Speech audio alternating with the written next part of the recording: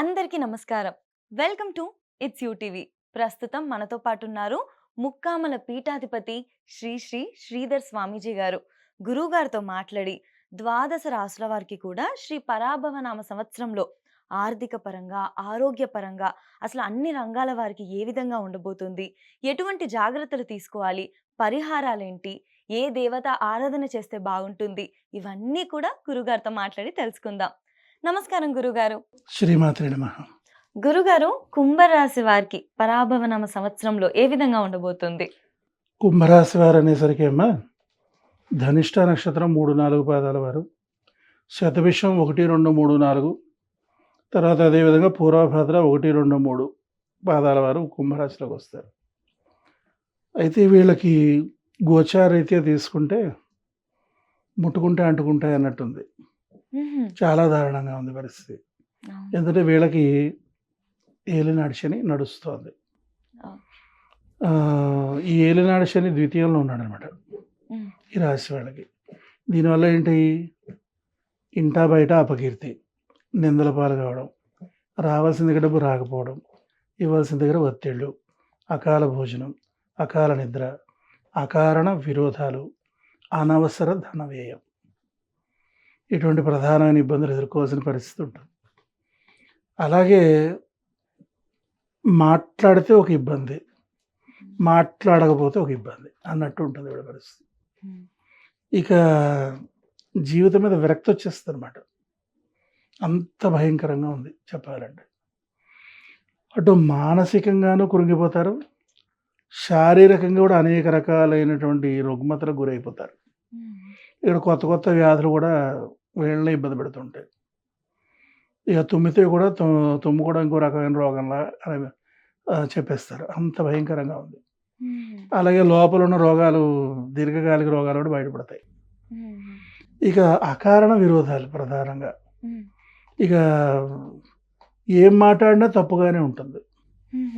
ఇక రామ అంటే కూడా భూతమాట అన్నట్టు చెప్తారు చూసారా, ఆ విధమైన దుస్థితి వీళ్ళకు ఉంది. చేత చాలా ఇబ్బందులకు గురి కావాల్సిన పరిస్థితి ఉంటుంది. ఇక ఆర్థికంగా కూడా ఎట్లా ఉంటుందంటే, బంగారాన్ని పట్టుకుంటే మట్టి అయిపోతుంది, వజ్రాలు ముట్టుకుంటే రాళ్ళు అయిపోతాయి.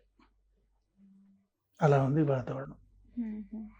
ఇక తర్వాత అదేవిధంగా మరపు, అక్కర్లేనివన్నీ గుర్తుంటాయి, కావాల్సినవన్నీ మర్చిపోతారు.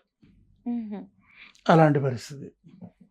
ఇక తర్వాత అదేవిధంగా డబ్బు మనకు రావాల్సింది రాదు, ఇవ్వాల్సిన వాళ్ళు మాత్రం పీక మీద కావాలి తొక్కి మరీ వసూలు చేస్తారు. ఆ విధంగా డబ్బు విషయంలో ఉంటుంది. సరైన సమయానికి సరైన రీతిలో స్పందించలేని పరిస్థితి. ఈ సమయంలో ఈ విధంగా స్పందిస్తే మనకు ఫలితం వస్తుంది అనుకుంటే, ఆ సమయం అయిపోయిన తర్వాత స్పందించడం ఉంటుంది, డిలే, దానివల్ల నష్టం. ఇక డబ్బు విషయంలోకి వచ్చేసరికి ఏంటంటే, అసలు తెచ్చినవాడు ఇబ్బంది పెడతాడు, అలాగే మనం ఇచ్చిన చోట రాదు, తెచ్చినవాడు ఇబ్బంది. ఇక కొత్త అప్పులు కూడా చేయాల్సిన పరిస్థితి. పాత రుణాలు వదిలేసేయండి, కొత్త రుణాలు చేయాల్సిన పరిస్థితి. ఆ కొత్త రుణాలు కూడా చాలా భయంకరంగా కష్టపడితే అప్పు దొరుకుతుంది. ఇక రాజకీయ నాయకులు అయితే ఇక అపకీర్తి పాలే, ఇక వాళ్ళ వేస్ట్. అసలు ప్రజల్లోకి వెళ్ళకుండా జాగ్రత్త ఇంట్లో కూర్చొని చక్కగా టీవీలో న్యూస్ ఛానల్స్ చూసుకోవడం బెటర్. అట్లా ఉంది పరిస్థితి. బయటికి వెళితే మాత్రం ఇంకా అపకీర్తి పాలైపోతారు. ఇక పదవుల మాట దేవుడు ఎరుగు, ఆ ఉన్న గౌరవం కూడా పోగొట్టుకోకుండా ఉంటే బాగుంటుంది అన్నట్టు ఉంటుంది. ఇక వ్యాపారస్తుల పరిస్థితి కూడా అంతే భయంకరంగా. అప్పుడు అందరూ పట్టుకుపోతారు, రావు. ఆ విధంగా నష్టం అయిపోతుంటుంది. ఇప్పుడు రొటేషన్ అయిపోవాలి కదమ్మా, మనం అరువు ఇవ్వాలి, వాళ్ళు తీర్చాలి, మళ్ళీ మనం తెచ్చుకోవాలి, మనం అరువు తెచ్చిన దగ్గర ఇవ్వాలి, ఇలా రకరకాలు ఉంటాయి.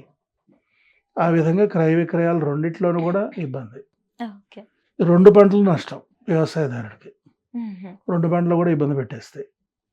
ఇక తర్వాత అదేవిధంగా పెళ్ళిళ్ళు కూడా డిలేస్ అయిపోయింది, ఇక తాంబూలాలు పుచ్చేసుకుంటాం అంటే బ్రేక్ అయిపోతుంది. ఇక తర్వాత అదేవిధంగా దంపతుల మధ్య కూడా ఎప్పుడు మనస్పర్ధలే. ఇప్పుడు కాసేపు నవ్వుకున్నామంటే ఒక 5 నిమిషాలు నవ్వుకుంటే 5 రోజులు ఏడవాల్సిందే. అలాంటి పరిస్థితి కనబడుతుంది. అంచేత ఈ కుంభరాశి వాళ్ళు చాలా చాలా జాగ్రత్తగా ఉండాలి. గోచార దోషాలు ఆ విధంగా ఉన్నాయి. అంచేత వీళ్ళు ప్రధానంగా ఏంటంటే ఇక ప్రతిరోజు కూడా దశమహావిద్య మహామంత్రాలు అన్నీ జపం చేసుకోవడం మంచిది. ప్రత్యేకంగా కాళీ మంత్రం అధికంగా జపం చేసుకోవాలి. అదేవిధంగా ప్రత్యంగిరాదేవి మహామంత్రం విశేషంగా జపం చేసుకోవాలి. ఈ విధంగా చేసుకోవడం ద్వారా ఉపశమనాన్ని పొందడానికి అవకాశం ఉంటుంది. ఇంకా ఒక ముఖలో చెప్పడం ప్రతి నెల కూడా ముక్కామల మహాక్షేత్రం సందర్శించడం మంచిది. అలా అవకాశం లేనివాడు మాత్రం తూచా తప్పకుండా జపాలు మాత్రం మానకూడదు. అంటే నెలలలో రమ్మంటారంటే ఎంత తీక్షణంగా ఉంది పరిస్థితి అనేది అర్థం చేసుకోవచ్చు. అందుచేత ఆ రకమైన ఇబ్బంది ఉంటుంది. ఇక దశమహావిద్య అమ్మవారే శరణ్యం అని చెప్పి 10 మంది అమ్మవార్ల పాదాల మీద పడిపోవడమే. ఇక అన్యదా శరణం నాస్తి త్వమేవ శరణమో తస్మాత్ కారుణ్యభావేన రక్ష రక్ష మహేశ్వరి అని చెప్పేసి ప్రత్యేకంగా దశమహావిద్యలో మానస. ఇక వదలకూడదు, అప్పుడే మనం బయటపడగలుగుతాము. ఈ తర్వాత అదేవిధంగా సాధ్యమైనంత వరకు మాట్లాడకుండా ఉండడమే మంచిది. కొత్త నిర్ణయాలు, కొత్త ఆలోచనలు ఇవేవి చేయకుండా ఉండడం మంచిది. అయితే ఇంకో విశేషం చెప్తాను చూడండి. మనం చేయకుండా మంచిదని చెప్పి వింటాం, అవే చేస్తాం. శని ఇంక చేసేటువంటి ఇంకో పని ఏంటంటేనమ్మా, సెకండ్ హ్యాండ్ వాహనాలు కొనిపించేస్తాడు. తుప్పట్టివన్నీ కొంటాం మనం. అవి ఎదుగు పనికి రాకుండా పడి ఉంటాయి. ఇనం ముక్కలకి డబ్బు వృధా అయిపోతుంది ఏమండి. తర్వాత అలాగే కన్స్ట్రక్షన్కి డబ్బు ఖర్చు పెట్టేస్తాం. యథార్థంగా చెప్పాలంటే ఈ ఏలినాడు శని, అష్టమ శని, అర్ధాష్టమ శనిలో ఇల్లు కట్టుకోవడం మంచిది. కట్టుకోవడం మంచిది. ఎందుకు అంటే ఇంట్లో ఐరన్ వాడతాము, కంకర వాడతాము, సిమెంట్ వాడతాము, మట్టి వాడతాము, శ్రామికులు వాడతాము, అప్పు చేస్తాము, అందరి చేత తిట్లు తింటాము, డబ్బులు ఇవ్వలేక. ఈ షెల్లో ఏవేవైతే ఉంటాయో అవన్నీ ఇల్లు కట్టడం ద్వారా పోతాయి. అందుచేత ఇల్లు కట్టడం అనేది అన్ని విధాలుగానే మంచిది. ఇంకా సులభమైనటువంటి పని అంటే వాకింగ్. రోజు ఎంతసేపు తిరగలిగితే సైకిల్, స్కూటర్ పక్కన పడేసి శుభ్రంగా కాలినడకని తిరుగుతూ కూర్చుంటే శని ప్రభావం ఉండదు. అందుచేత ప్రధానంగా ఇవి దృష్టిలో పెట్టుకోవాలి. ఇక్కడ ఏంటంటే ప్రధానంగా దక్షిణ కాళికాదేవిని ఆరాధించాలి. అందుచేత ఇది చాలా విశేషమైనటువంటి ఫలితాన్ని ఇస్తుంది. అందుచేత ప్రత్యేకంగా ఈ కుంభరాశి వారు బహు జాగ్రత్తగా వ్యవహరించాల్సిన సమయం అని చెప్పుకోవచ్చు. ఖచ్చితంగా గురుగారు, వీళ్ళు తగిన జాగ్రత్తలు తీసుకొని మీరు చెప్పిన దేవత ఆరాధన చేసుకుంటే సంతోషంగా. ధన్యవాదాలు గురుగారు. శ్రీమాత్రే నమః.